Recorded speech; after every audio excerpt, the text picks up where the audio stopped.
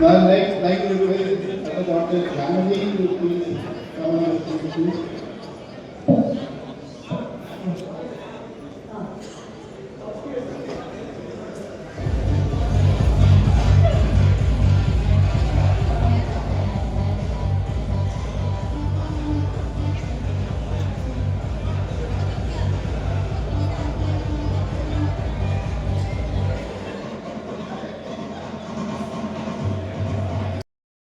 బీసీఎస్ఏ కన్నా కబడ్డీని మాత్రం ఒక లెక్కలో ఉంటుందని నేను మనసులో వాచాన్ని కోరుకుంటున్నాను, మరి గుర్తు చేసుకుంటున్నాను. ముఖ్యంగా మా వైజాగ్ ప్లేస్ ఆయన ఉద్యోగమైనా సరే మా వైజాగ్ ప్లేస్ కోరుకుంటున్నాను.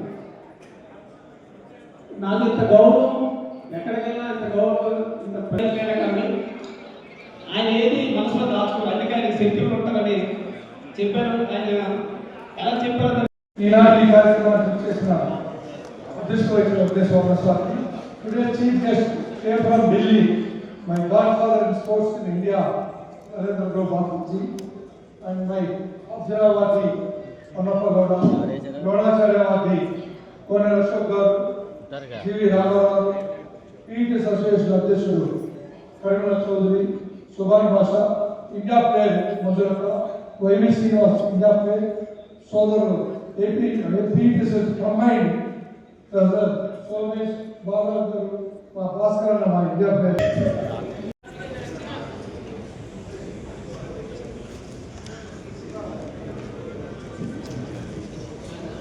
జీవితంలో నేను పడిన కష్టాలు తోటి క్రీడాకారులు పడకూడదని చెప్పి మేము ఆడే రోజుల్లో రిజర్వేషన్ లేక బస్సులు లేక టాయిలెట్ దగ్గర కూర్చుని అర్ధరాత్రి తిని తిరగ జాతీయ పట్ల పాల్గొన్న దృశ్యాలు నా దృష్టికి వచ్చి నా టైంలో కబడ్డీ ఆ దౌర్భాగ్య పరిస్థితి ఉండకూడదని చెప్పి క్రీడాకారులకి రిఫార్మ్స్ సహకరిస్తూ కబడ్డీ క్రీడాకారులకి రంగులో బస్సులు ఇస్తూ గ్రాస్ ఇస్తూ బ్లాజర్స్ ఇస్తూ విత్ రిజర్వేషన్తో ఫుడ్ అరేంజ్ చేస్తూ ఒక రాజకుమారుడు వివరణలాగా తెలియకుండా ఏర్పాటు చేయడానికి నాకు ఏంటంటే ఎప్పుడు నాకు సహకరించి ఆర్థికంగా మానసికంగా తోడ్పాటు చేశాను. నా భార్య కృష్ణకుమారికి ఈ అంశకి నా వస్తాను. చరిత్ర ఎవరో చెప్తే జరిగిపోదు, ఎవరో వక్రీకరించి చెప్తే మారిపోదు. ఈ భారతదేశంలో కబడ్డీని 1990లో ఫస్ట్ టైం ఇందిరాగాంధీ స్టేడియంలో నా నాయకత్వాన చేయడం జరిగింది.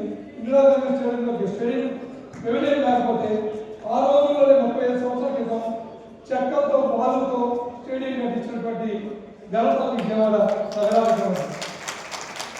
ఆ తర్వాత 1993 సంవత్సరం first kabaddi 1990 Beijing Asian Games included ఒకే ఒక gold medal received by India in 1990 Beijing Asian Games. Again in 1994 Asian Games Hiroshima, Kabaddi was not there. Then the Secretary Mr. A.K. Saha requested me to conduct an international Kabaddi tournament.